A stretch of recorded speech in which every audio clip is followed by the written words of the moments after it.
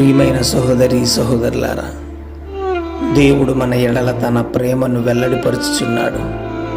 ఎట్లనగా తన శరీరము దున్నబడినంతగా ఆయనలో ఉన్న చివరి రక్తపు బొట్టు చుక్క వరకు కూడా మన కోసం చిందించినట్లుగా బరువైన సిలువను మన కోసం ఎక్కడికో మోసుకు వెళ్ళినంతగా ఆయన సిలువ యాగమైనంతగా మన కోసం రక్తం చిందించాడు కదా.